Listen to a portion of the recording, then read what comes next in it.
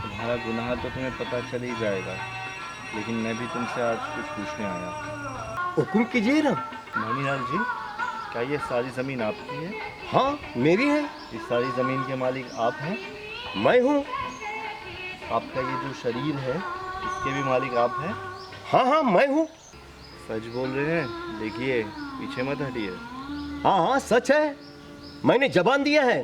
देखिए, अगर आप पलट जाएंगे ना, तो वकील साहब सामने खड़े हैं, आपके ऊपर दंडात्मक कार्रवाई होगी। हाँ हाँ, होगी। मैं पीछे हटूंगा नहीं। ये शरीर मेरा है। तो क्या ये जिस तरीके से पूरी ज़मीन पर आपका कंट्रोल है, आपके शरीर पर भी आपका कंट्रोल है? क्यों नहीं? अगर आपका इस शरीर पर कंट्रोल नहीं हुआ तो क्या ये ज़मीन पर से आप अपना अधिकार छोड़ देंगे? हाँ, छोड़ दूंगा। वकील साहब है सामने, मैं झूठ नहीं बोलूंगा। मणिलाल जी, इन आँखों पर आपका ही अधिकार है। हाँ है। इस नाक पर भी आपका अधिकार है। हाँ हाँ, ये श्वास यंत्र पर भी आपका अधिकार है। जरूर है। तो जब आपका अधिकार है तो 5 मिनट के लिए, केवल 5 मिनट के लिए इस यंत्र को रोक दीजिए। अरे, ये मैं कैसे दे सकता हूँ? आपने तो कहा कि आपका अधिकार है। आपने कहा था कि अगर आपका अधिकार नहीं होगा तो आप ये ज़मीन छोड़ देंगे। अरे अरे अरे, वकील साहब, ये कैसा फैसला है? अभी अभी तुमने माना है कि अगर मेरे शरीर पे अधिकार नहीं होगा तो मैं तमाम ज़मीन से अपना अधिकार छोड़ दूंगा, तो तुम्हें अब छोड़ना होगा। तुमने मेरे सामने कहा। जो श्वास आप ले रहे हैं ना, तो श्वास आप बंद कर दीजिए, सिर्फ 5 मिनट। ये नहीं हो सकता है। ये मैं कैसे करूँ? आपने अभी अभी तो कहा कि आपके शरीर पर आपका कंट्रोल है। हाँ मनीलाल जी, ये तो आपने मेरे सामने अभी अभी कहा है। वकील साहब, मनीलाल, अगर 5 मिनट आप अपना श्वास नहीं रोक सकते तो आप ये सारी ज़मीन उन किसानों को लौटा दो, ये ज़मीनें जिनकी थी। और अगर आपने नहीं लौटाया तो आपको दंडित होना पड़ेगा। मणिलाल जी, अब मैं चलता हूँ। जब आप ज़मीन किसानों को लौटा देंगे, आपसे दोबारा मिलने आऊँगा। वकील साहब, अब मैं क्या करूँ? तुम क्या करोगे और क्या करोगे? तुम तमाम किसानों की ज़मीन लौटा दो और कल कचहरी में मुझसे मिलना। अब आप समझे कि मैं सारा कार्यक्रम छोड़कर मणिलाल जी से मिलने क्यों आया? समझ गया, मान गया। चल निकल जाओ।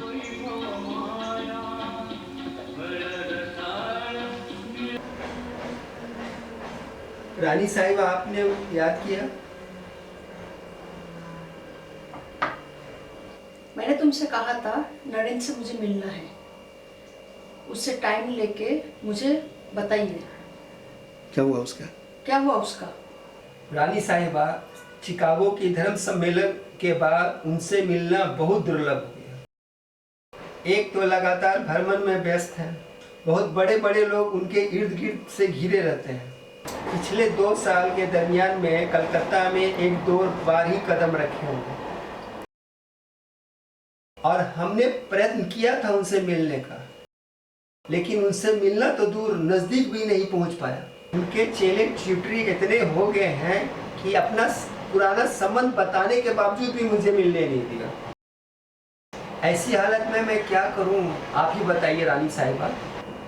अभी वो कहाँ है पता है तुम्हें? अब तो कलकत्ता में है, लेकिन उनसे मिलना इतना आसान नहीं है रानी साहिबा। बहुत ही व्यस्त है वो। कुछ भी हो, मुझे उनसे मिलना है। मैंने मार्केट को वादा किया है मिलाने की। किस तरह से प्रयत्न करूं, आप मार्गदर्शन करें मुझे। उचित है, एक पत्र दे दीजिए मुझे। आपका पत्र वो अस्वीकार नहीं करेंगे और शायद मुझे मिलने की मौका मिले। नहीं, उसकी कोई ज़रूरत नहीं है, मुझे भी चलना है। नहीं नहीं रानी साहब, रुकिए। रानी साहिबा, आप मत जाइए। मैं पुनः प्रयत्न करता हूँ कि कोई सफलता मिले, मैं बताता हूँ। आप इस प्रकार जाएंगे, आपसे मुलाकात नहीं होगा, तो आपकी मान सम्मान की बात है। ठीक है, जो ठीक समझो करो। एक और बात है रानी साहिबा, नरेंद्र का मान सम्मान इतना बढ़ गया है कि आज के दिन में वो पिछले रिश्ते नाते को कितना महत्व देगा, ये बोला नहीं जा सकता। नहीं, मैं नरेंद्र को जहाँ तक जानती हूँ, वो ऐसा नहीं करेगा। वो ऐसा नहीं करेंगे, वर्तमान परिस्थिति ऐसा करवाता। वर्तमान परिस्थिति कुछ भी हो, नरेंद्र बचपन से ही सन्यासी है, और एक सच्चा सन्यासी को नाम यश से कुछ भी नहीं हो सकता। मुझे पूरा विश्वास है वो पहले जैसा था, आज भी वैसे ही है। व्यस्त हो सकता है, लेकिन गुमराह नहीं। खैर, पत्र की कोई जरूरत नहीं है, तुम ही प्रयत्न करते रहो। ठीक है रानी साहिबा।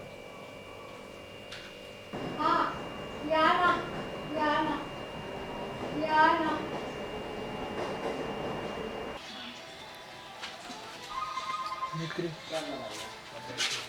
याद है पिछले 2 पत्र आ चुके हैं। वो आयरिश लड़की।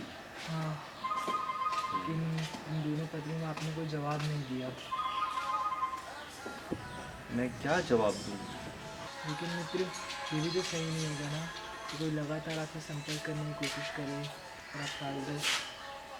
मैंने अपने इंद्रियों को वश में तो किया है, लेकिन फिर भी एक डर सा लगा रहता है कि कहीं लगाम ढीली ना पड़ जाए। मेरे मित्र, इस समस्या का समाधान तुम ही कुछ भी कर दो। अब तक तो किया, लेकिन अब क्या करूँ जब कोई आपसे मिलने के लिए हज़ारों मील दूर से आ जाए। उसे कहूँ कह दूँ कि वो वापस लंदन चली जाए। क्या अर्थ है इस बात का? इस बात का ये अर्थ है कि वो आयरिश लेडी बाहर खड़ी है। मैंने उनसे कहा कि बैठो, लेकिन वो कहती है कि जब तक फैमिली से मुलाकात नहीं होगी बैठी नहीं। अब बताना क्या करूँ। फंस गया हूँ। ठीक है, चलते हैं। कोई भी रास्ता बताओ। जाओ।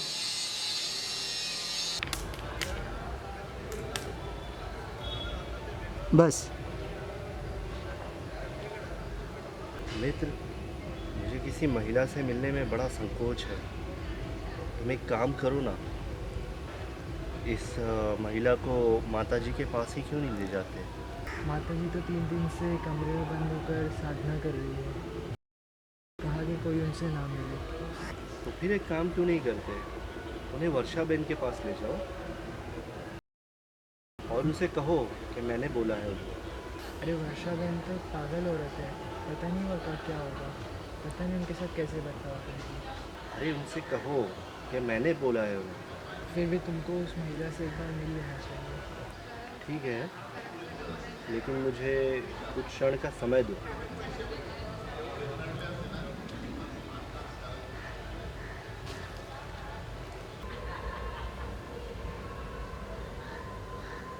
गुरुजी, मैं मुसीबत में हूँ, मेरी सहायता करिए।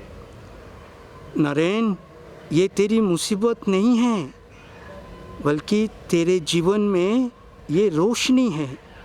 क्यों, ऐसे क्या है इस औरत में? क्यों गुरुजी, ऐसा क्या है इस औरत में? आप उससे मिल तो जानेगा ना, जाओ उससे मिल। ठीक है गुरुजी, चलो मित्र। इधर इधर इधर।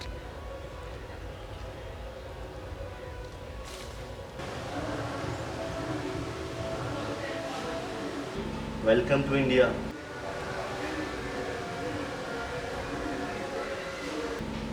Good morning. Bad morning. It is a bad morning to me.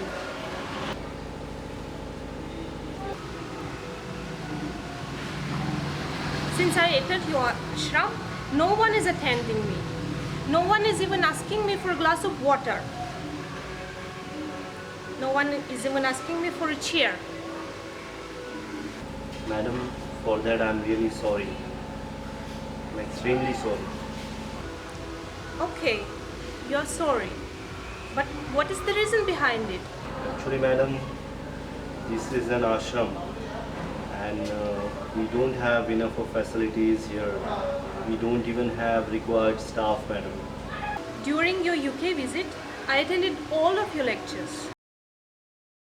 And of course, I was very impressed and I wrote you 7 letters. But you never replied. Is the reason is also sorry? I'm extremely sorry, madam. When you were a guest in UK, I even wrote a letter to Mr. Karsian asking for appointment. But that time you also ignored me.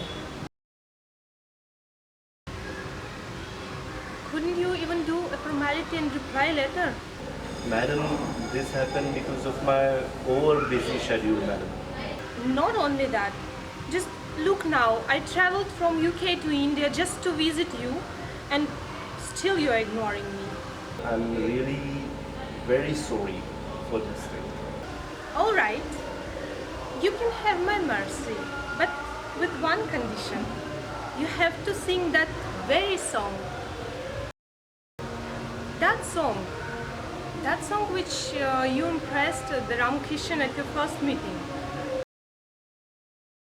Yes, I know everything about you. Before coming here, I studied everything about your culture, about your scripture, and particularly about you.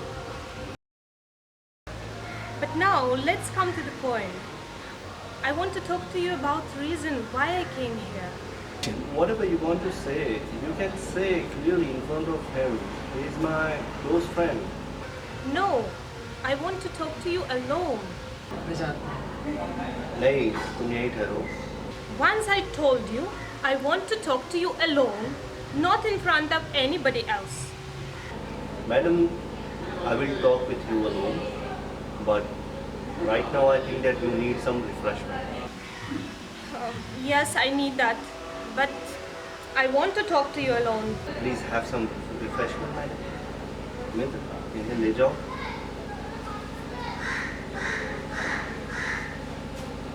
Oh, कैसा है नरेन? वैसे तो ठीक है, लेकिन कुछ अलग समस्या से उलझा हुआ है।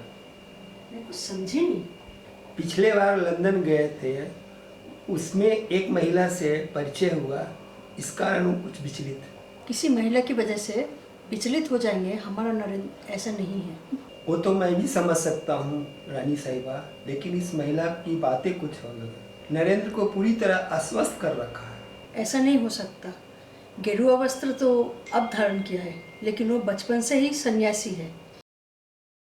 एक सच्चा सन्यासी पर किसी महिला का कोई असर नहीं हो सकता, ये मैं विश्वास करती हूँ। और नरेंद्र, उसकी तो बात ही कुछ और। उसकी तो बात ही कुछ और है।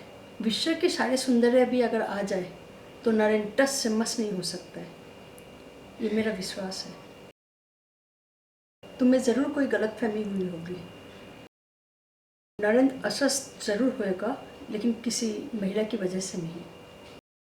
हम घर परिवार वाले हैं, इसलिए महिला के लिए हमारी नज़रिया एक जैसे ही है। महिला अर्थात काम, प्रेम, वासना इत्यादि समझते हैं, लेकिन संन्यास का अर्थ समझते हो? तभी वो संन्यास व्रत पालन कर सकता है। वो तो हजारों में एक है। तुम देखना, नरेंद्र के संपर्क में आने के बाद वो महिला नरेंद्र को नहीं, खुद को बदल लेगी। रानी साहिबा, हम भी ऐसा ही चाहते हैं। इस वक्त मैं आया हूँ कि इस मैटर में नरेंद्र को आप सहायता करें तो अच्छा रहे। उसकी कोई ज़रूरत नहीं है। कुछ समय बाद तुम खुद आके मुझे बोलोगे जो मैंने तुम्हें कहा है। अब तुम जाओ। ठीक।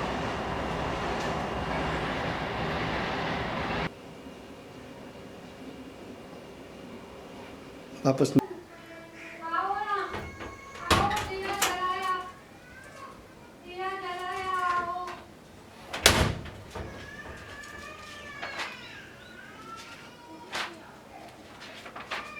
भैया मैं सब सुन रहा हूँ, सच है भैया। अरे आप क्या सुना, ये मुझे तो मालूम पड़े। आप अपने जमीन के हक से बच्चों को बेदखल कर रहे हो।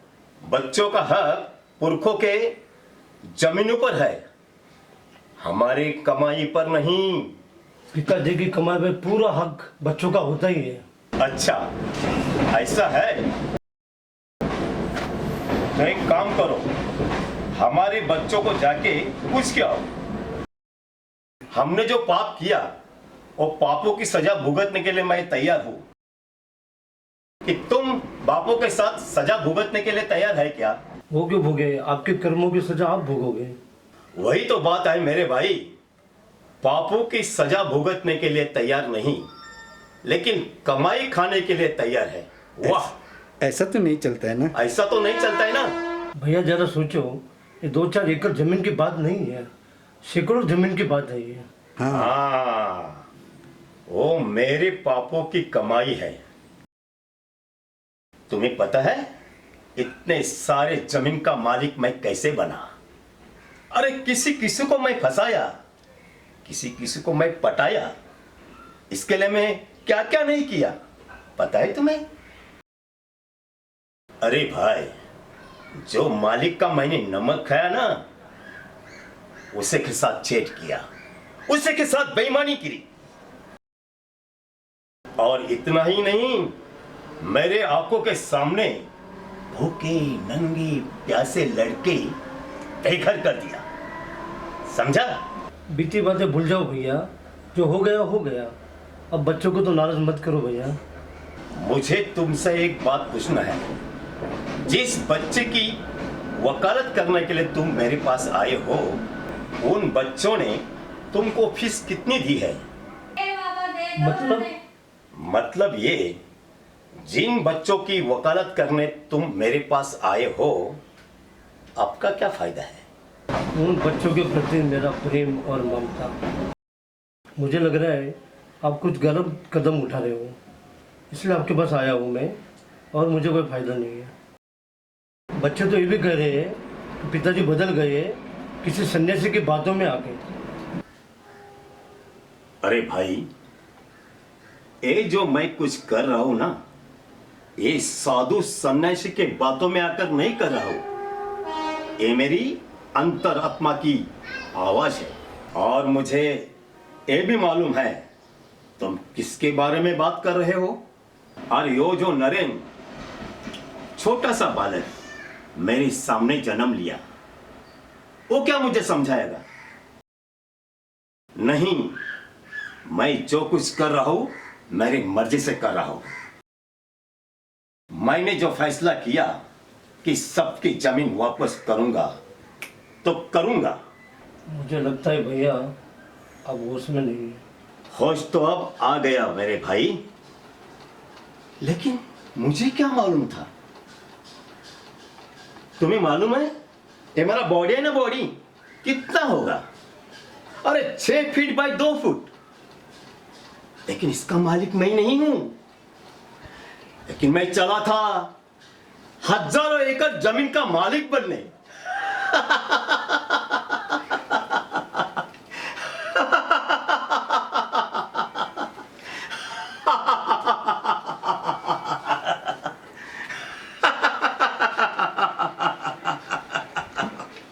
भैया मुझे लग रहा है आप भावुक हो रहे हैं। व्यावहारिक समय भावुक होना उचित नहीं है। तो ठीक है, क्या उचित है क्या अनुचित है आप ही मुझे बता दीजिए, मैं वैसे ही करूंगा। मुझे मालूम है मेरे बच्चे मेरे बिना पूछे ऑफिस में जाकर बड़ा हंगामा किया, बड़ा शोर मचाया, लेकिन क्या होगा? होगा क्या? जमीन का मालिक मैं हूं। मैं चाहूंगा वही मैं करूंगा। जिन लोगों को मैंने धोखा दिया है वो सबको सबकी उन जमीन सबको सबकी जमीन वापस कर दूं, यही मेरी पापों की सजा है, प्रायश्चित है। हाँ, ये मैं कबूल करता हूं। वो नन्हा सा बालक है ना नरेन, उसने मेरी आंखें खोल दी। सोया हुआ मुझे जगाया। सोया हुआ मुझे जगाया, लेकिन फैसला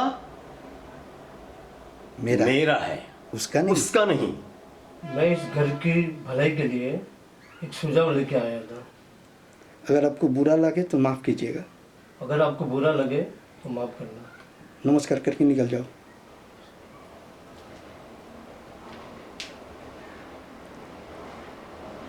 वापस